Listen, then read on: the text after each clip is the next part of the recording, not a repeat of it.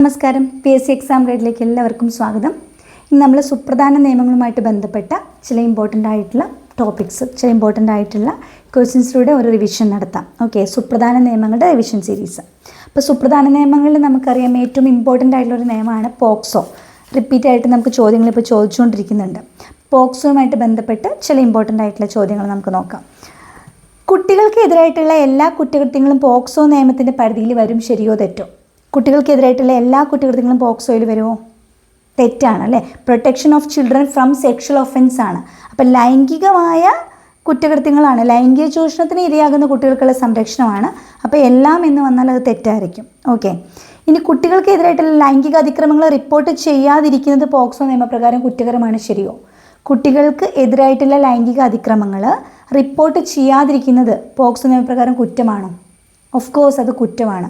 ലൈംഗിക അതിക്രമങ്ങൾ അറിഞ്ഞാൽ അത് റിപ്പോർട്ട് ചെയ്യണം എന്നുള്ളതുണ്ട്. അത് അറിഞ്ഞിട്ട് റിപ്പോർട്ട് ചെയ്യാതിരുന്നാൽ പോക്സോ നിയമപ്രകാരം അത് എന്താണ്? അത് കുറ്റമാണ്. ഓക്കെ, അപ്പോൾ ആദ്യത്തെ ഞാൻ പറഞ്ഞത് കുട്ടികൾക്കെതിരായിട്ടുള്ള എല്ലാ കൃത്യങ്ങളും എന്നുള്ളത് തെറ്റാണ്. രണ്ടാമത്തത് ശരിയാണ്. ഇനി അടുത്തൊരു ചോദ്യം ചോദിച്ചത്, കുട്ടികളെ ലൈംഗിക അതിക്രമത്തിൽ നിന്ന് സംരക്ഷിക്കാനുള്ള പ്രത്യേക നിയമപ്രകാരം സ്പെഷ്യൽ കോർട്ടായിട്ട് നിയോഗിക്കപ്പെട്ടിട്ടുള്ള കോടതി ഏത്? മജിസ്ട്രേറ്റ് കോടതി, മുൻസിഫ് കോടതി, സെഷൻസ് കോർട്ട്, സബ് കോർട്ട്. അപ്പോൾ അറിയേണ്ടത് കുട്ടികളുടെ ഈ പോക്സോയുമായിട്ട് ബന്ധപ്പെട്ട് സാധാരണ കോടതിയിലല്ല വിചാരണ നടത്തുക, സ്പെഷ്യൽ കോർട്ടിലാണ്. ഇതിൽ ഏത് കോടതിയാണ്? മജിസ്ട്രേറ്റ് കോടതി, മുൻസിഫ് കോടതി, സെഷൻസ് കോർട്ട്, സബ് കോർട്ട്. ഏതായിരിക്കും? അവിടെ സ്പെഷ്യൽ കോർട്ട് എന്ന് പറയുന്നത് സെഷൻസ് കോർട്ടാണ്. Sessions court. പോക്സോ നിയമപ്രകാരം കുട്ടി എന്ന് കണക്കാക്കപ്പെടുന്നത് ആരെ? 18 വയസ്സ് താഴെ, 16 വയസ്സ് താഴെ, 21 വയസ്സ് താഴെ, 17 വയസ്സ് താഴെ. പോക്സോയിൽ കുട്ടി ഏതായിരിക്കും? 18 വയസ്സ് താഴെയാണ് കുട്ടിയായിട്ട് കണക്കാക്കുക. 18 വയസ്സ് താഴെ. ഓക്കെ, ലൈംഗിക അതിക്രമങ്ങളിൽ നിന്ന് കുട്ടികൾക്കുള്ള സംരക്ഷണ നിയമം 2012 പ്രകാരം കുട്ടി എന്ന് വെച്ചാൽ ആരാണ്? റിപ്പീറ്റാണ് വീണ്ടും, 18 വയസ്സ് താഴെ. അപ്പോൾ വർഷം പോക്സോ നിയമം 2012 പോക്സോ നിയമം വന്നിട്ടുള്ളത്, 2012. ഇനി പോക്സോ നിയമം എന്നാണ് വന്നത്? 2012. 2012 ജൂൺ 19 രാഷ്ട്രപതിയുടെ അംഗീകാരം കിട്ടുന്നു. പ്രാബല്യത്തിൽ വരുന്നത് ശിശുദിനത്തിനാണ്, 2012 നവംബർ 14. അപ്പോൾ പോക്സോ 2012 2012 ജൂൺ 19 അത് രാഷ്ട്രപതി അംഗീകരിക്കുന്നു. 2012 നവംബർ 14 ശിശുദിനത്തിന് നിലവിൽ വരുന്നു. 2012 വന്നിട്ടുള്ളത്. ഏത് മന്ത്രാലയത്തിൻ്റെ കീഴിലാണെന്നറിയോ കുട്ടികളുടെ സംരക്ഷണം വരുന്നത്? വനിതാ ആൻഡ് ശിശുക്ഷേമ മന്ത്രാലയത്തിൻ്റെ കീഴിലാണ്. 18 വയസ്സ് താഴെയുള്ള ഏതെങ്കിലും ഒരു കുട്ടിക്ക് ലൈംഗികപരമായിട്ടുള്ള ഒരു അതിക്രമം വന്നിട്ടുണ്ടെങ്കിൽ, പീഡനം വന്നിട്ടുണ്ടെങ്കിൽ ആ കുട്ടിക്ക് സംരക്ഷണം കൊടുക്കണം, കുറ്റവാളിക്ക് കഠിന ശിക്ഷ കൊടുക്കണം. കുട്ടികൾക്കുള്ള അതിക്രമങ്ങൾക്ക്, കുട്ടികൾക്കെതിരെയുള്ള അതിക്രമങ്ങൾക്ക് പ്രത്യേക കോടതികൾ സ്ഥാപിക്കണം, ശിശു സൗഹാർദ്ദ നടപടികൾ സ്വീകരിക്കണം എന്നൊക്കെയാണ് ഈ നിയമത്തിൽ പ്രധാനമായിട്ടും പറഞ്ഞിട്ടുള്ളത്. ഓക്കെ, ഇനി ഇവിടെ കുട്ടി എന്ന് പറയുമ്പോൾ ആൺകുട്ടി പെൺകുട്ടി എന്ന് വ്യത്യാസമുണ്ടോ? ഇവിടെ ആൺ പെൺ വ്യത്യാസമില്ല. ആർക്കൊക്കെ റിപ്പോർട്ട് ചെയ്യാം ഈ ഒരു കുറ്റം? മാതാപിതാക്കൾക്കോ, അധ്യാപകർക്കോ, പൊതുപ്രവർത്തകർക്കോ, സർക്കാർ ഉദ്യോഗസ്ഥർക്കോ, ചൈൽഡ് ലൈനിനോ, സ്കൂൾ അതോറിറ്റിക്കോ, കൂടാതെ ഏതൊരു കുട്ടിക്കും പൊതുജനത്തിനും ഇത് റിപ്പോർട്ട് ചെയ്യാം എന്നുള്ളതാണ്. ആർക്കാണ് പരാതി കൊടുക്കേണ്ടത്? ലോക്കൽ പോലീസിന് കൊടുക്കാം, സ്പെഷ്യൽ ജുവനൈൽ പോലീസ് യൂണിറ്റ് ഉണ്ട് അവർക്ക് കൊടുക്കാം, ചൈൽഡ് ലൈനിന് പരാതി കൊടുക്കാം, ചൈൽഡ് വെൽഫെയർ കമ്മിറ്റിക്ക് കൊടുക്കാം, സംസ്ഥാന കേന്ദ്ര ബാലാവകാശ കമ്മീഷന് കൊടുക്കാം. ഓക്കെ, ഇനി ഇതിൽ പല സെഷൻസും എക്സാമിന് ചോദിച്ചു കാണുന്നുണ്ട്. ഇതിൽ പെനട്രേറ്റീവ് സെക്ഷൽ അസോൾട്ട് പറയുന്നത് section 3. Section 3 penetrative sexual assault പറയുന്നുണ്ട്. അതിനുള്ള പണിഷ്മെൻറ്റ് സെക്ഷൻ 4 പറയുന്നു. 3, 4 പെനട്രേറ്റീവ് സെക്ഷൽ അസോൾട്ട് അതിനുള്ള പണിഷ്മെൻറ്റുമാണ്. അത് കുറച്ചും കൂടെ കാഠിന്യമേറിയതാണെങ്കിൽ അഗ്രവേറ്റഡ് പെനട്രേറ്റീവ് സെക്ഷൽ അസോൾട്ട് ആണെങ്കിൽ സെക്ഷൻ 5 പറയുന്നത്, അതിൻ്റെ ശിക്ഷ സെക്ഷൻ 6 പറയുന്നത്. ഇനി ലൈംഗിക ആക്രമണവുമായിട്ട് ബന്ധപ്പെട്ട ഒരു സെക്ഷൽ അസോൾട്ട് എന്ന് പറയുന്നത് സെക്ഷൻ 7 പറയുന്നുണ്ട്, അതിൻ്റെ ശിക്ഷ സെക്ഷൻ 8 പറയുന്നുണ്ട്. സെക്ഷൽ ഹരാസ്മെൻറ്റ് പറയുന്നത് സെക്ഷൻ 11 ഹരാസ്മെൻറ്റ് പറയുന്നത്, അതിനുള്ള പണിഷ്മെൻറ്റ് 12 പറയുന്നുണ്ട്. പോണോഗ്രാഫിക് പർപ്പസ് സെക്ഷൻ 13 പറയുന്നത്, പോണോഗ്രാഫിക് 13 പറയുന്നത്. അതിലുള്ള ഈ പോണോഗ്രാഫിക് മെറ്റീരിയലൊക്കെ സ്റ്റോർ ചെയ്യുന്നതുമായിട്ട് ബന്ധപ്പെട്ട ശിക്ഷ 15 പറയുന്നുണ്ട്. പിന്നെ കുറ്റകൃത്യം ചെയ്യാൻ പ്രേരിപ്പിക്കുന്ന പ്രേരണ കുറ്റത്തെ പറ്റിയിട്ട് സെക്ഷൻ 16 പറയുന്നുണ്ട്. ഓക്കെ, പ്രേരിപ്പിക്കുന്ന ആളും ഈക്വലി കുറ്റവാളിയാണെന്നുള്ള രീതിയിൽ തന്നെയാണ് സെക്ഷൻ 16 പറയുന്നത്. ഓക്കെ, ഏതെങ്കിലും രീതിയിൽ സഹായിക്കുകയാണെന്നുണ്ടെങ്കിൽ അതേ ശിക്ഷ ആൾക്ക് കൊടുക്കണം എന്നുള്ളതാണ്. പിന്നെ ഫോൾസ് കംപ്ലയിൻ്റ് ആണെങ്കിൽ സെക്ഷൻ 22 പറയുന്നത്, വ്യാജ പരാതിനെ പറ്റിയിട്ടൊക്കെ പറഞ്ഞത് 22. ഓക്കെ, പിന്നെ സെക്ഷൻ 23 മാധ്യമങ്ങളുടെ ആ ഒരു നടപടിക്രമത്തെ പറ്റിയിട്ടാണ് 23 പറയുന്നത്. സ്റ്റേറ്റ്മെൻറ്റ്സ് കുട്ടിയുടെ റെക്കോർഡ് ചെയ്യണത് 24 പറയുന്നത്. കുട്ടിയുടെ മൊഴി റെക്കോർഡ് ചെയ്യുന്നതുമായിട്ട് ബന്ധപ്പെട്ട് ആരാണ് റെക്കോർഡ് ചെയ്യേണ്ടതെന്ന് ചോദിച്ചാൽ പോലീസ് ഉദ്യോഗസ്ഥൻ കുട്ടിക്ക് അത് എവിടെ വെച്ചാണ് ആ മൊഴി എടുക്കണമെന്ന് ചോദിച്ചാൽ കുട്ടിക്ക് താല്പര്യമുള്ള സ്ഥലത്തായിരിക്കണം, അല്ലെങ്കിൽ കുട്ടിയുടെ വീട്ടിൽ വെച്ചിട്ട് താമസ സ്ഥലത്തായിരിക്കണം. സബ് ഇൻസ്പെക്ടർ റാങ്കിൽ കുറയാത്ത വനിതാ പോലീസ് ഓഫീസർ ആയിരിക്കണം മൊഴി രേഖപ്പെടുത്തേണ്ടതെന്ന് പറയുന്നുണ്ട്. അത് യൂണിഫോമിലാകരുതെന്നും പറയുന്നുണ്ട്. ഓക്കെ, മൊഴി രേഖപ്പെടുത്തുമ്പോൾ ഈ പ്രതിയുമായിട്ട് കുട്ടിക്ക് യാതൊരു സമ്പർക്കവും ഉണ്ടാകുന്നില്ല എന്ന് ഉദ്യോഗസ്ഥന് ഉറപ്പുവരുത്തുകയും ചെയ്യണം. രാത്രിയിൽ കുട്ടീനെ പോലീസ് സ്റ്റേഷനിൽ തടഞ്ഞു വെക്കാൻ പാടില്ല. ഐഡൻറ്റിറ്റി എങ്ങും റിവീൽ ചെയ്യാനും പാടില്ല.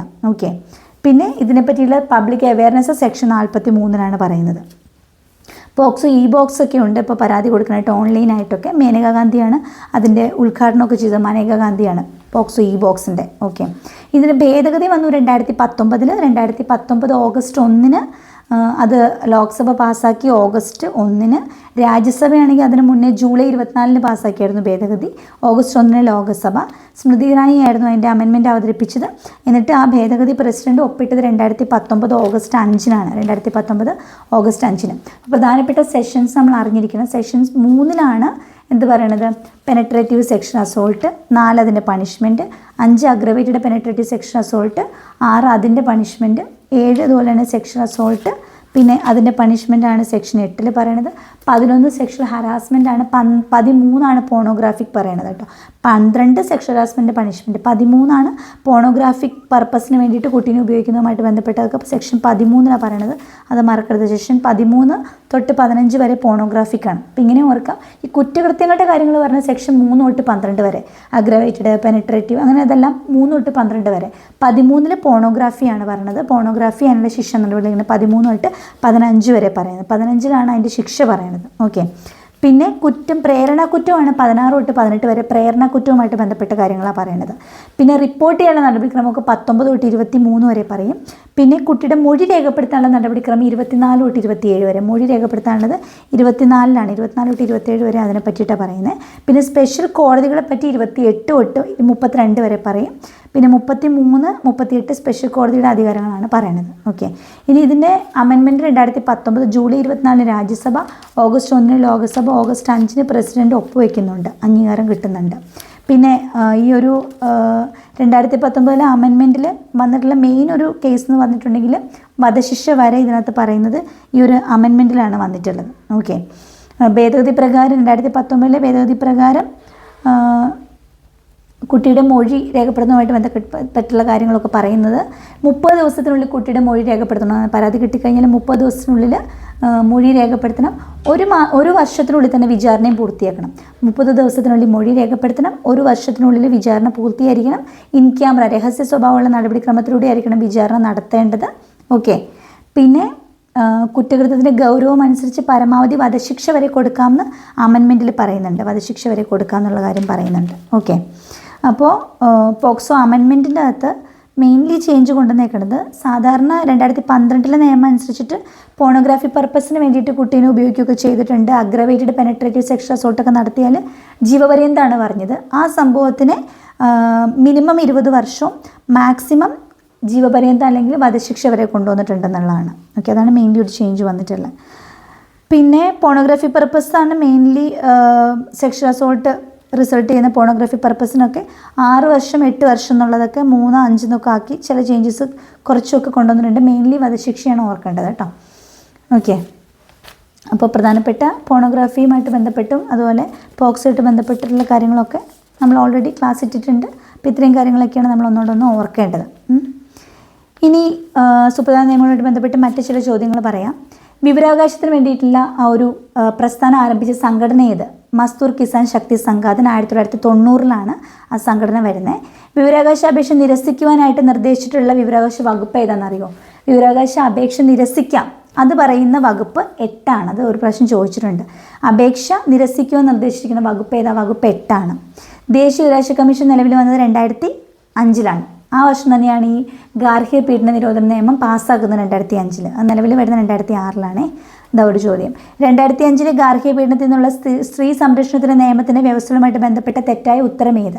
അപ്പോൾ ഗാർഹിക പീഡന നിരോധന നിയമം 2005 സെപ്റ്റംബർ 13 അത് പ്രസിഡന്റ് ഒപ്പുവെച്ച് അത് ഒക്ടോബർ 26 അത് നിലവിൽ വരുന്നത് ഗാർഹിക പീഡന നിരോധന നിയമം.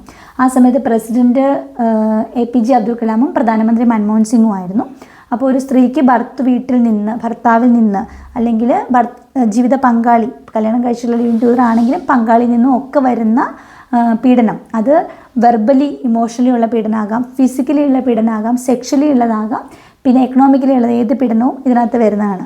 അത് കുട്ടികൾക്കും ഉണ്ട്. 18 വയസ്സിന് താഴെയുള്ള കുട്ടികൾക്കും ഗാർഹിക പീഡന നിരോധന നിയമത്തിൽ പരിഹാരം കിട്ടുന്നതാണ്. ഇവരിങ്ങനെ ഒരു കേസ് റിപ്പോർട്ട് ചെയ്യേണ്ടത് ഒരു പോലീസ് ഓഫീസർക്കോ ഒരു പ്രൊട്ടക്ഷൻ ഓഫീസർക്കോ ഒരു സേവനദാതാവിനോ ആർക്കും വേണ്ടി റിപ്പോർട്ട് ചെയ്യാം. സേവനദാതാവ് എന്ന് പറഞ്ഞാൽ മജിസ്ട്രേറ്റ് ആണ്. ആ സ്ത്രീ താമസിക്കുന്ന സ്ഥലത്തോ അല്ലെങ്കിൽ ആ പുരുഷൻ ആ കുറ്റം ചെയ്ത ആൾ താമസിക്കുന്ന സ്ഥലത്തോ അല്ലെങ്കിൽ ഈ പീഡനം നടന്ന സ്ഥലത്തിൻ്റെയോ അധികാരപരിധിയിലുള്ള ഏത് മജിസ്ട്രേറ്റിന് മുന്നിലും കേസ് ഇത് ചെയ്യാം. അപ്പോൾ ഒരു പ്രൊട്ടക്ഷൻ ഓഫീസറെ ഏൽപ്പിക്കും ഇത് നോക്കാനായിട്ട്. പ്രൊട്ടക്ഷൻ ഓഫീസർ ഇവർക്ക് വേണ്ട ഷെൽട്ടർ, ഇവർക്ക് അവർ ആവശ്യപ്പെട്ടിട്ടുണ്ടെങ്കിൽ ഇവർക്ക് മെഡിസിനൽ സപ്പോർട്ട്, പിന്നെ ഇവർക്ക് എന്തെങ്കിലും സാമ്പത്തിക സഹായം പറഞ്ഞിട്ടുണ്ടെങ്കിൽ നഷ്ടപരിഹാരമൊക്കെ പറഞ്ഞിട്ടുണ്ടെങ്കിൽ അതൊക്കെ കിട്ടുമെന്നുള്ള ഉറപ്പ് വരുത്തുക, ആരോഗ്യ പരിരക്ഷണമൊക്കെ നോക്കേണ്ടതൊക്കെ ഈ പ്രൊട്ടക്ഷൻ ഓഫീസറാണ്. പക്ഷെ കോടതി പറയാതെ ഇവരുടെ വീട്ടിൽ പോകാൻ പാടില്ല. അല്ലാതെ ഇയാൾക്ക് എല്ലാ കാര്യങ്ങളും നോക്കാനുള്ളൊരു പവറുണ്ട് പ്രൊട്ടക്ഷൻ ഓഫീസർക്ക്. പിന്നെ ഈ പീഡിതയായ വ്യക്തിക്കോ അല്ലെങ്കിൽ അവർക്ക് വേണ്ടി മറ്റൊരാൾക്കോ പ്രൊട്ടക്ഷൻ ഓഫീസർക്കോ മജിസ്ട്രേറ്റിൻ്റെ അടുത്ത് ഗാർഹിക പീഡനത്തിൽ പരാതി കൊടുക്കാൻ പറ്റുന്നതാണ്. പിന്നെ ഇപ്പോൾ ഗാർഹിക പീഡനത്തിന് ഇപ്പോൾ ഒരു പരാതി കിട്ടിക്കഴിഞ്ഞാൽ ഈ മജിസ്ട്രേറ്റിന് അത് പരിശോധിച്ചിട്ട് ഇപ്പോൾ ഈ സ്ത്രീ താമസിക്കുന്ന അതേ വീട്ടിൽ തന്നെ ആണെങ്കിൽ, ഇപ്പോൾ പീഡനം നടന്ന അല്ലെങ്കിൽ ഭർത്ത പങ്കാളിയുടെ വീട്ടിൽ തന്നെ ആണെങ്കിൽ, ആ പങ്കാളിയുടെ അല്ലെങ്കിൽ ഭർത്താവിൻ്റെ വീട്ടിൽ തന്നെ താമസിക്കുകയാണെങ്കിൽ അവർ ഒരിക്കലും അവിടെ നിന്ന് മാറ്റാൻ പാടില്ല, അവർ താമസം വിലക്കാൻ പാടില്ല എന്ന് പറഞ്ഞ് ഓർഡർ ഇടാം. അതുപോലെ ഇപ്പം കുട്ടി ഉണ്ടെങ്കിൽ കുട്ടീനെ ഇവരുടെ കസ്റ്റഡി കൊടുക്കുക എന്നുള്ള കസ്റ്റഡി ഓർഡർ ഇടാൻ മജിസ്ട്രേറ്റിന് പറ്റും. ഇവർക്ക് എല്ലാ രീതിയിലുള്ള സംരക്ഷണം മജിസ്ട്രേറ്റ് ഉറപ്പ് വരുത്തുന്നു എന്നുള്ളതാണ്. ഇനി ഈ പീഡനത്തിന് ഇരയായ ആൾക്ക് സെപ്പറേറ്റ് ആയിട്ടോ അല്ലെങ്കിൽ ആൾക്ക് ഹസ്ബൻഡിന് ഒരുമിച്ചോ ഒക്കെ കൗൺസിലിംഗ് ഈ മജിസ്ട്രേറ്റിന് നിർദ്ദേശിക്കാൻ പറ്റും. പിന്നെ ഡൊമസ്റ്റിക് ഇൻസിഡൻറ്റ് റിപ്പോർട്ട് DIR എന്ന് പറഞ്ഞ റിപ്പോർട്ടുണ്ട്. അത് പ്രൊട്ടക്ഷൻ ഓഫീസറാണ് ആ റിപ്പോർട്ട് തയ്യാറാക്കുന്നത് ഇതുമായിട്ട് ബന്ധപ്പെട്ട്. അപ്പോൾ മജിസ്ട്രേറ്റ് ഈ റിപ്പോർട്ടൊക്കെ പരിശോധിച്ചിട്ടാണ് ഇതിന് വേണ്ടിയിട്ടുള്ള ഓർഡറൊക്കെ കൊടുക്കുന്നത്. ഓക്കെ, മജിസ്ട്രേറ്റിൻ്റെ ഓർഡർ ലംഘിച്ചിട്ടുണ്ടെങ്കിൽ കുറ്റമാണ്. മജിസ്ട്രേറ്റിൻ്റെ ഓർഡർ ലംഘിച്ചാൽ അവർക്ക് 20,000 രൂപ പിഴയോ അല്ലെങ്കിൽ 1 വർഷം വരെ തടവ് ശിക്ഷ രണ്ടും കൂടെയൊക്കെ വരാം. പിന്നെ ഇതിന് കുറ്റകൃത്യങ്ങളൊക്കെ ഗാർഹിക പീഡനത്തിലൊക്കെ ജാമ്യം ലഭിക്കാത്തതും കോഗ്നിസബിളും ആയിരിക്കും. ഓക്കെ, അപ്പോൾ അതുമായിട്ട് ബന്ധപ്പെട്ടൊരു ചോദ്യമാണ് ഗാർഹിക പീഡനത്തിൽ നിന്നുള്ള സ്ത്രീ സംരക്ഷണത്തിൻ്റെ വ്യവസ്ഥയുമായിട്ട് ബന്ധപ്പെട്ട തെറ്റായ ഉത്തരം പറയാൻ. നിയമപരമായിട്ട് വിവാഹിതനായ ഭർത്താവിനെതിരെ മാത്രമേ പരിഹാരങ്ങൾ അവകാശപ്പെടാൻ പറ്റൂ. അല്ല, ഇപ്പം പറഞ്ഞില്ലേ ഭർത്താവ് പങ്കാളി എന്ന് പറഞ്ഞിട്ട് ലിവിങ് ടൂതർ ആണെങ്കിലും ആ ഭർത്താവിൻ്റെ സ്ഥാനത്താണെങ്കിലും പരാതി കൊടുക്കാം. അപ്പോൾ അത് തെറ്റാണ്. മജിസ്ട്രേറ്റിന് നടപടികൾ രഹസ്യമായിട്ട് നടത്താം ഗാർഹിക പീഡനത്തിൽ. ഇത് ശരിയാണ്, ഇവർ ആവശ്യപ്പെട്ട രഹസ്യമായിട്ട് നടപടി നടത്താം. ഉത്തരവിൻ്റെ പകർപ്പുകൾ കോടതി സൗജന്യമായിട്ട് കൊടുക്കണം എന്നുള്ളതുണ്ട്, അത് ശരിയാണ്. മജിസ്ട്രേറ്റിന് നഷ്ടപരിഹാര ഉത്തരവുകൾ പുറപ്പെടുവിക്കാം, അതും ശരിയാണ് കേട്ടോ ഗാർഹിക പീഡനത്തിൽ. ഇനി ഉപഭോക്തൃ നിയമത്തിൻ്റെ പരിധിയിൽ വരാത്തത് ഏത്? ആശുപത്രി രോഗബന്ധം, ഇൻഷുറൻസ് കമ്പനിയും ഇൻഷുർ ചെയ്ത വ്യക്തിയും തമ്മിലുള്ള ബന്ധം, വിദ്യാഭ്യാസ സ്ഥാപനവും വിദ്യാർത്ഥിയുമായിട്ടുള്ള ബന്ധം, ഉൽപ്പാദകനും വിതരണക്കാരനും തമ്മിലുള്ള ബന്ധം. ഇതിലേതാണ് ഉപഭോക്തൃ നിയമത്തിൻ്റെ പരിധിയിൽ വരാത്തത്?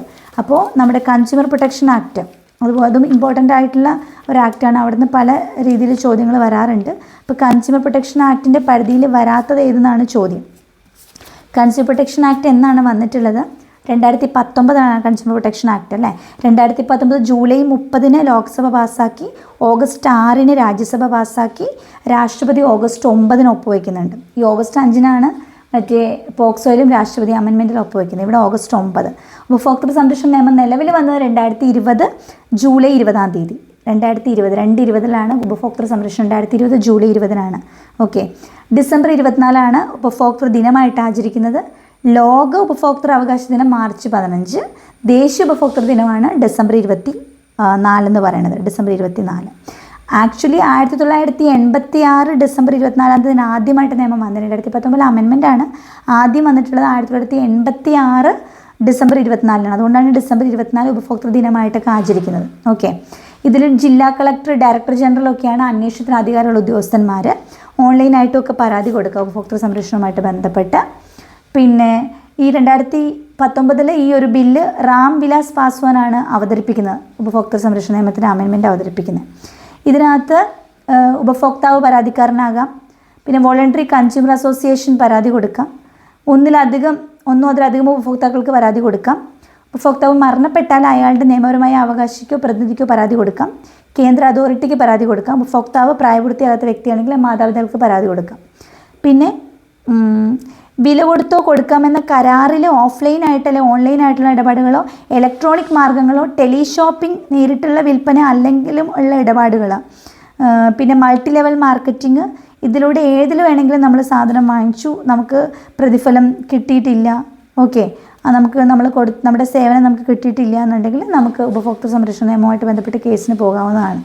എന്നാൽ പുനർവിൽപ്പനയ്ക്കോ അല്ലെങ്കിൽ എന്തെങ്കിലും വാണിജ്യ ആവശ്യത്തിനുമായിട്ട് നമ്മൾ വാങ്ങുന്ന സാധനങ്ങളാണെങ്കിൽ, പുനർവിൽപ്പനയ്ക്കോ ഏതെങ്കിലും വാണിജ്യ ആവശ്യത്തിനുമായിട്ട് സാധനം വാങ്ങുന്ന വ്യക്തിയാണെങ്കിൽ ഉപഭോക്താവല്ല. മറിച്ച് വിൽക്കാനൊക്കെ വേണ്ടി വാങ്ങുന്നതാണെങ്കിൽ കൺസ്യൂമറായിട്ട് കണക്കാക്കില്ല. ഓക്കെ.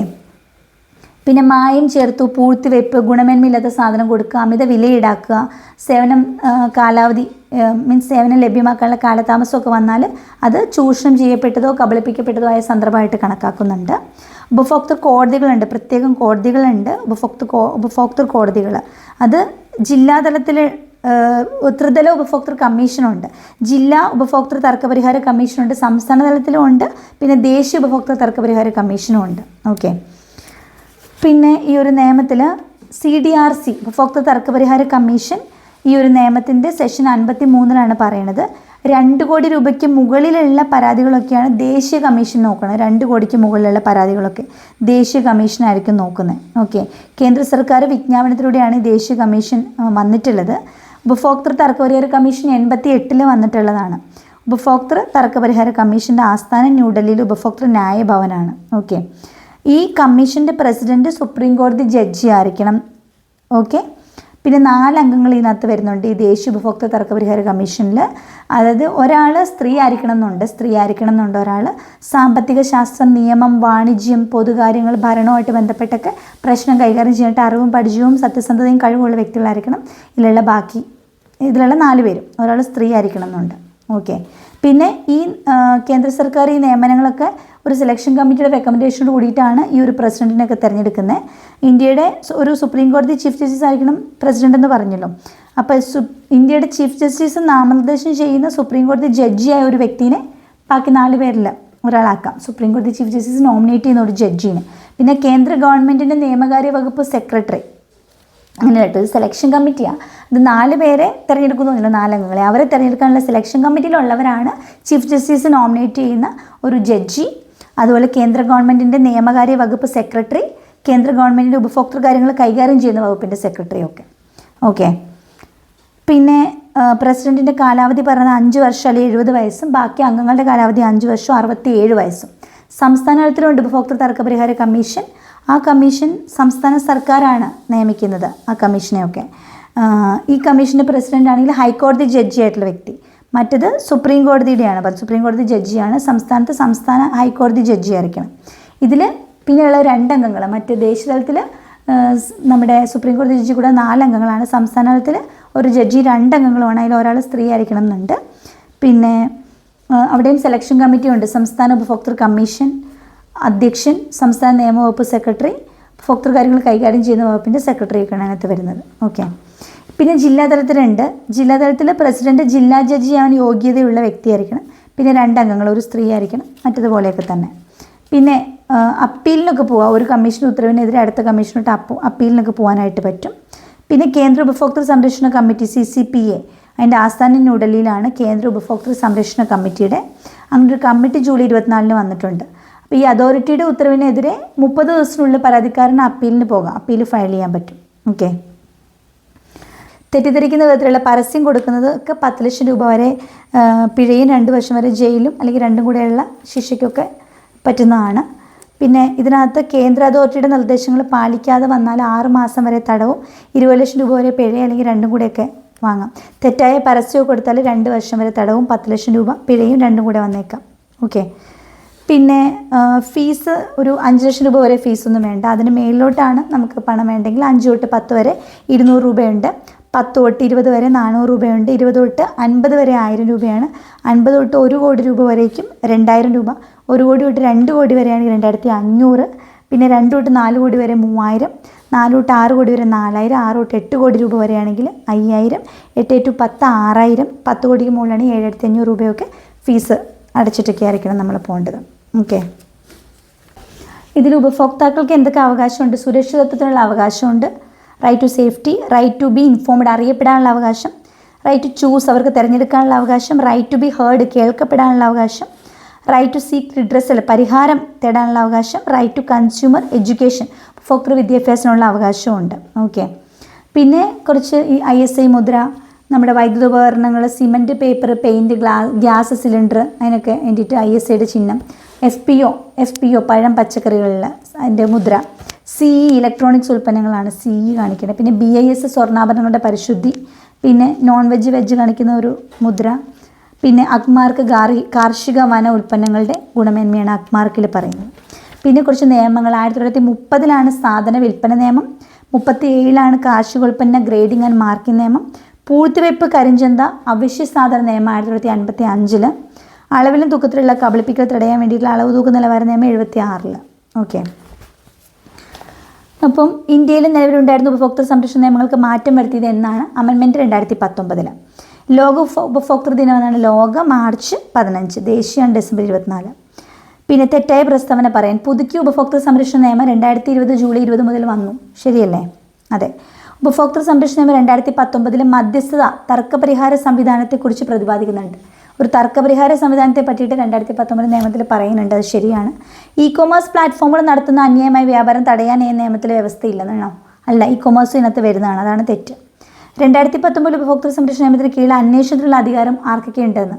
കളക്ടർക്കും ഡയറക്ടർ ജനറൽക്കും. 2019 ഉപഭോക്തൃ സംരക്ഷണ നിയമത്തിന് പരാതി നൽകേണ്ടത് ആർക്ക്? ഉപഭോക്താവിന്. മീൻസ് ആരാണ് പരാതി നൽകേണ്ടത് കേട്ടോ? ഉപഭോക്താവിന് കൊടുക്കാം, സന്നദ്ധ സംഘടനകൾക്ക് കൊടുക്കാം, സർക്കാരിന് കൊടുക്കാം, ആർക്ക് വേണമെങ്കിലും കൊടുക്കാം. ദേശീയ ഉപഭോക്തൃ തർക്കപരിഹാര കമ്മീഷൻ. എന്താണ് ദേശീയ ഉപഭോക്തൃ തർക്കപരിഹാര കമ്മീഷൻ്റെ പ്രസിഡന്റ് സുപ്രീം കോടതി ജഡ്ജിയാണ്. പിന്നെ മെയിൻലി കൺസ്യൂമർ പ്രൊട്ടക്ഷനിൽ വേറെ എന്താ വരുന്നത്? ശിക്ഷ. ഓരോന്നിനുമുള്ള ശിക്ഷയൊക്കെ ഇതിനകത്ത് പറയുന്നുണ്ട്. പിന്നെ എത്ര രൂപ വരെയുള്ളത് ശ്രദ്ധിക്കണം. അതായത് നമുക്ക് 2 കോടി രൂപയ്ക്ക് മുകളിലുള്ളതാണെങ്കിൽ ദേശീയ തലത്തിലും, 50 ലക്ഷം മുതൽ 2 കോടി വരെയുള്ള സംസ്ഥാന തലത്തിലും, 50 ലക്ഷത്തിന് താഴെയാണെങ്കിൽ ജില്ലാ തലത്തിലുമാണ് നമ്മൾ കേസുമായിട്ട് പോകേണ്ടത്. ഓക്കെ. ഇപ്പോൾ ഇവിടെ ഒരു ചോദ്യം. ഉപഭോക്തൃ നിയമത്തിൻ്റെ പരിധിയിൽ വരാത്തത് ഏതെന്നാണ് കേട്ടോ. അതിനകത്ത് ആശുപത്രി രോഗബന്ധം. അതൊരു സർവീസ് അല്ലേ? ഡോക്ടർ സർവീസ് കൊടുക്കണം, അല്ലെങ്കിൽ ഹോസ്പിറ്റൽ സർവീസ് കൊടുക്കണം. അപ്പോൾ അത് അതിൽ വരുന്നതാണ്. ഇൻഷുറൻസ് കമ്പനിയും ഇൻഷുർ ചെയ്ത വ്യക്തിയും. ഇൻഷുറൻസ് കമ്പനി ആ ഇൻഷുർ ചെയ്ത വ്യക്തിക്ക് സർവീസ് കൊടുക്കണം എന്നുള്ളതുണ്ട്, അതിൽ വരുന്നതാണ്. വിദ്യാഭ്യാസ സ്ഥാപനവും വിദ്യാർത്ഥിയും, അതും കൺസ്യൂമർ പ്രൊട്ടക്ഷനിൽ കൊണ്ടുവരാം. അതും എഡ്യൂക്കേഷൻ സർവീസാണ്. ഉൽപ്പാദകനും വിതരണക്കാരനും തമ്മിൽ എവിടെയോ ആരോ കൃഷി ചെയ്തു, ഞാൻ ആ സാധനം ഇവിടുന്ന് വാങ്ങിച്ചു എന്ന് പറഞ്ഞ് എനിക്ക് അയാൾക്കെതിരെ കേസ് കൊടുക്കാൻ പറ്റുമോ? ഏതോ സ്ഥലത്ത് ഉണ്ടാക്കിയ നമ്മൾ ആ ഉൽപ്പാദനം അറിയുന്നുകൂടിയില്ല. നമ്മൾ വാങ്ങുന്ന കടക്കാരെ മാത്രമേ നമുക്കറിയുള്ളൂ. അപ്പോൾ ഉൽപ്പാദനം വിതരണക്കാരും തമ്മിലുള്ള ബന്ധം അതിൽ വരുന്നില്ല. അതാണ് കറക്റ്റ്. ഓക്കെ. ഉപഭോക്തൃ സംരക്ഷണ നിയമപ്രകാരം നിയമിക്കുന്ന ദേശീയ ഉപഭോക്തൃ തർക്കപരിഹാര കമ്മീഷനിൽ പ്രസിഡന്റും കൂടാതെ 4 കുറയാത്ത അംഗങ്ങളും ഉണ്ടായിരിക്കും. ദേശീയ ഉപഭോക്തൃ തർക്കപരിഹാര കമ്മീഷനിൽ പ്രസിഡന്റും 4 കുറയാത്ത അംഗങ്ങളും. ശരിയല്ലേ? ശരിയാണ്. ഗാർഹിക പീഡന സംരക്ഷണ നിയമപ്രകാരം കേസുകളിൽ വിചാരണ നടത്താനുള്ള അധികാരം ആർക്കാണ് വിചാരണ നടത്താനുള്ള അധികാരം? മജിസ്ട്രേറ്റിനാണ്. ഗാർഹിക പീഡന നിയമത്തിൽ സ്ത്രീ സംരക്ഷണ നിയമപ്രകാരം ഗാർഹിക സംഭവങ്ങളുടെ report DIR, direct incident report, ഇത് ആരാണ് ഫയൽ ചെയ്യേണ്ടത്? ആരാണ്? പ്രൊട്ടക്ഷൻ ഓഫീസർ, സംരക്ഷണ ഉദ്യോഗസ്ഥൻ. ഗാർഹിക പീഡന നിരോധന നിയമപ്രകാരം പ്രൊട്ടക്ഷൻ ഓഫീസറുടെ ചുമതല അല്ലാത്തത് ഏത്? 1 ബന്ധപ്പെട്ട മന്ത്രാലയങ്ങളുടെയും NGOകളുടെയും സേവനങ്ങൾ ഏകോപിപ്പിക്കുന്നു. 2 സംഘടനപ്പെട്ട വ്യക്തിക്ക് ലീഗൽ സർവീസ് നിയമപ്രകാരം, ലീഗൽ സർവീസ് അതോറിറ്റി നിയമപ്രകാരം നിയമസഹായം ഉറപ്പുവരുത്തുന്നു. 3 മജിസ്ട്രേറ്റിനെ അദ്ദേഹത്തിന് ചുമതല നിർവഹിക്കാൻ സഹായിക്കുന്നു. ഗാർഹിക സംഭവത്തെക്കുറിച്ച് റിപ്പോർട്ട് തയ്യാറാക്കുക. ഏതായിരിക്കും? ഈ ഉദ്യോഗസ്ഥനാണ് റിപ്പോർട്ട് തയ്യാറാക്കേണ്ടത്, DIR. അദ്ദേഹമാണ് മജിസ്ട്രേറ്റിനെ സഹായിക്കേണ്ടത്. ഇവർക്ക് വേണ്ട നിയമസഹായവും കൊടുക്കണം. ആദ്യം പറഞ്ഞിട്ടുള്ളതുണ്ടല്ലോ, ബന്ധപ്പെട്ട മന്ത്രാലയങ്ങളുടെയും NGOകളുടെയും സേവനം ഏകോപിപ്പിക്കുന്നൊന്നും പ്രൊട്ടക്ഷൻ ഓഫീസർ അല്ല. ഇതാണ് തെറ്റ്. ലൈംഗിക അതിക്രമങ്ങളിൽ നിന്ന് കുട്ടികൾക്ക് സംരക്ഷണം നൽകുന്ന നിയമം അനുസരിച്ച് ശരിയായത് ഏതെന്ന് ചോദിക്കുകയാണ്. ലൈംഗിക അതിക്രമങ്ങളിൽ നിന്ന് കുട്ടികൾക്ക് സംരക്ഷണം കൊടുക്കുന്ന നിയമത്തിൽ പറഞ്ഞിരിക്കുന്ന കുറ്റകൃത്യങ്ങൾ അതിൻ്റെ ഗൗരവം അനുസരിച്ച് പരമാവധി വധശിക്ഷ വരെ ലഭിക്കാം. ശരിയല്ലേ? നിയമവുമായിട്ട് ബന്ധപ്പെട്ട് കുട്ടികളിൽ നിന്ന് മൊഴികൾ രേഖപ്പെടുത്തുമ്പോൾ പോലീസ് ഉദ്യോഗസ്ഥൻ യൂണിഫോമിലായിരിക്കരുത്. രണ്ടും ശരിയാണ്. വിവരാവകാശ നിയമപ്രകാരം പൗരന് ലഭിക്കാവുന്ന വിവരവുമായിട്ട് ബന്ധപ്പെട്ട ശരിയായ സ്റ്റേറ്റ്മെൻറ്റ്. ആഗ്രഹിക്കുന്ന ഏതൊരു വിവരവും ലഭ്യമാകുമോ? ഏതൊരു വിവരവും ലഭ്യമാകുമോ? ഇല്ല അല്ലേ? പൊതു അധികാര സ്ഥാപനങ്ങളുടെ പക്കലുള്ള എല്ലാ വിവരങ്ങളും ലഭ്യമാകും. എല്ലാ വിവരങ്ങളും ലഭ്യമാകുമോ? എല്ലാം എന്ന് പറയാൻ പറ്റില്ല. ചില എക്സംഷൻസ് ഉണ്ട്. രാജ്യസുരക്ഷയുമായിട്ട് ബന്ധപ്പെട്ടൊന്നും കൊടുക്കാൻ പാടില്ല, കോടതിയുടെ പരിഗണനയിൽ ഇരിക്കുന്നതൊക്കെ ആണെങ്കിൽ. വകുപ്പ് 8, 9 എന്നിവയിൽ പറഞ്ഞിട്ടുള്ളത് ഒഴികെ പൊതു അധികാര സ്ഥാപനങ്ങളുടെ പക്കലുള്ള വിവരങ്ങൾ എല്ലാം കൊടുക്കാം. അത് ശരിയാണ്. 8-ാം വകുപ്പ് 9-ാം വകുപ്പിലും പറഞ്ഞിട്ടുള്ളത് ഒഴികെ പൊതു അധികാര സ്ഥാപനങ്ങളുടെ പക്കലുള്ള വിവരങ്ങളൊക്കെ കൊടുക്കാം എന്നുള്ളതാണ്. ഭരണഘടനാ സ്ഥാപനങ്ങളുടെ വിവരങ്ങൾ ലഭ്യമാക്കുന്നതാണ്. അത് ശരിയാണ്. ഭരണഘടനാ സ്ഥാപനങ്ങളുടെ വിവരങ്ങൾ മാത്രം ലഭ്യമാക്കുന്നതാണ്. അത് തെറ്റാണ്. ഭരണഘടനാ സ്ഥാപനങ്ങളുടെ വിവരങ്ങൾ മാത്രമല്ല. അപ്പോൾ ആദ്യം പറഞ്ഞ ഒരെണ്ണേ ശരിയുള്ളൂ. 8, 9 ഒഴികെ ബാക്കി പൊതുജന സ്ഥാപനങ്ങളുടെ പക്കലുള്ള വിവരങ്ങളൊക്കെ ലഭ്യമാക്കും. താഴെ പറയുന്നതിൽ വിവരാവകാശ നിയമത്തിൻ്റെ പരിധിയിൽ വരാത്തത് മന്ത്രിസഭാ തീരുമാനങ്ങൾ, രാജ്യസുരക്ഷയെ ബാധിക്കുന്ന വിവരങ്ങൾ, 15 വർഷം പഴക്കമുള്ള രേഖകൾ, അർദ്ധ സർക്കാർ സ്ഥാപനങ്ങളിലെ വിവരങ്ങൾ. ഏതാണ് വിവരാവകാശത്തിൻ്റെ പരിധിയിൽ വരാത്തത്? ഏത് വരില്ല? രാജ്യസുരക്ഷയെ സംബന്ധിക്കുന്ന വിവരങ്ങൾ അതിൽ വരുന്നതല്ല. ബാക്കി മന്ത്രിസഭാ തീരുമാനമാണെങ്കിലും 15 വർഷം പഴക്കമുള്ള രേഖയാണെങ്കിലും അർദ്ധ സർക്കാർ സ്ഥാപനങ്ങളുടെ വിവരങ്ങളൊക്കെ ആണെങ്കിലും ഒക്കെ വരാം. മുഖ്യ വിവരാവകാശ കമ്മീഷനെയും മറ്റു വിവരാവകാശ കമ്മീഷണർമാരെയും തിരഞ്ഞെടുക്കാനുള്ള കമ്മിറ്റിയിൽ അംഗമല്ലാത്തത് ആര്? പ്രധാനമന്ത്രി, ലോക്സഭ പ്രതിപക്ഷ നേതാവ്, സുപ്രീം കോടതി ചീഫ് ജസ്റ്റിസ്, പ്രധാനമന്ത്രി നിയമിക്കുന്ന കേന്ദ്ര ക്യാബിനറ്റ് മന്ത്രി. ഇതിൽ ആരാണ് മുഖ്യ വിവരാവകാശ കമ്മീഷണറെ തിരഞ്ഞെടുക്കുന്ന ആ സെലക്ഷൻ കമ്മിറ്റിയിൽ വരാത്തത് ആരാണ്? വിവരാവകാശ നിയമവുമായിട്ട് ബന്ധപ്പെട്ട് നമ്മൾ അറിഞ്ഞിരിക്കേണ്ട ചില പോയിൻറ്റ്സ് ആണത്. വിവരാവകാശ കമ്മീഷനുമായിട്ട് ബന്ധപ്പെട്ട കാര്യങ്ങൾ ദേശീയ തലത്തിലും സംസ്ഥാന തലത്തിലും നമ്മൾ പഠിക്കേണ്ടതുണ്ട്. ഇപ്പോൾ വിവരാവകാശ കമ്മീഷണറെ നിയമിക്കുന്നത് ആരാണ്? ശരിക്കും പറഞ്ഞാൽ കേന്ദ്ര തലത്തിൽ സംസ്ഥാന തലത്തിലും ഒക്കെ കേന്ദ്ര തലത്തിൽ മുഖ്യ വിവരാവകാശ കമ്മീഷണറെയും മറ്റ് കമ്മീഷണർമാരെ നിയമിക്കുന്ന പ്രസിഡൻ്റാണ് നിയമിക്കുന്നത്. പ്രസിഡന്റ് മുമ്പാകെയാണ് അവർ സത്യപ്രതിജ്ഞ ചെയ്യുന്നത്. ഓക്കെ, അവർ രാജിക്കത്ത് കൊടുക്കുന്ന പ്രസിഡന്റിനാണ്. അവർ റിമൂവ് ചെയ്യാനുള്ള അധികാരവും പ്രസിഡന്റിനാണ് ഉള്ളത്. അവരുടെ ആസനം CAC ഭവനാണ്. ഓക്കെ, ഇതിൽ മുഖ്യ വിവരാവകാശ കമ്മീഷനെയും കമ്മീഷണറെയും തിരഞ്ഞെടുക്കുന്ന കമ്മിറ്റിയിൽ ആരൊക്കെ ഉണ്ടെന്ന് അറിയോ? പ്രധാനമന്ത്രി ഉണ്ട്. പ്രധാനമന്ത്രി നിയമിക്കുന്ന ഒരു നാമനിർദ്ദേശം ചെയ്യുന്ന ഒരു ക്യാബിനറ്റ് മന്ത്രി ഉണ്ടായിരിക്കും. ലോക്സഭയുടെ പ്രതിപക്ഷ നേതാവ് ഉണ്ടായിരിക്കും. ഒരു 3 അംഗ സമിതിയാണ്. വിവരം 3 അക്ഷരമല്ലേ? 3 അംഗ സമിതിയാണ് സെലക്ഷൻ കമ്മിറ്റിയിൽ. പ്രധാനമന്ത്രി, അദ്ദേഹം നാമനിർദ്ദേശം ചെയ്യുന്ന ക്യാബിനറ്റ് മന്ത്രി, ലോക്സഭയുടെ പ്രതിപക്ഷ നേതാവും. അപ്പം നമ്മുടെ ഓപ്ഷനിൽ ഏതാണ് ഇല്ലാത്തത്? നമ്മുടെ സുപ്രീം കോടതി ചീഫ് ജസ്റ്റിസ് സെലക്ഷൻ കമ്മിറ്റിയിലില്ല. ആരാണ് ഇന്ത്യയുടെ ആദ്യത്തെ മുഖ്യ വിവരാവകാശ കമ്മീഷണർ? ആരാണ് ഇന്ത്യയുടെ ഇപ്പോഴത്തേന്ന് പഠിച്ചു വയ്ക്കണം. ഇന്ത്യയുടെ ആദ്യത്തെ മുഖ്യ വിവരാവകാശ കമ്മീഷണർ ആരാണ്? വജാഹത്ത് ഹബീബുള്ളയല്ലേ ആദ്യത്തെ മുഖ്യ വിവരാവകാശ കമ്മീഷണർ? ഇപ്പോഴത്തെ ആരാണെന്നറിയോ? കേരളത്തിലെ ആദ്യ വിവരാവകാശ കമ്മീഷണർ പാലാട്ട് മോഹൻദാസ് ആണ്. അപ്പം ഇന്ത്യയിലെ ഇപ്പോഴത്തെ വിവരാവകാശ കമ്മീഷണർ ആരാന്നുള്ളത് നിങ്ങളൊന്ന് കമൻറ്റ് ചെയ്യണം കേട്ടോ. അതിൻ്റെ താഴെയായിട്ട് കമൻറ്റ് ചെയ്യണം വിവരാവകാശ കമ്മീഷണർ. ഓക്കെ, ഇന്ത്യയിലെയും കേരളത്തിൻ്റെയും കമൻറ്റ് ചെയ്യണേ, ഇമ്പോർട്ടൻ്റ് ആണ്. പിന്നെ വിവരാവകാശ കമ്മീഷനിൽ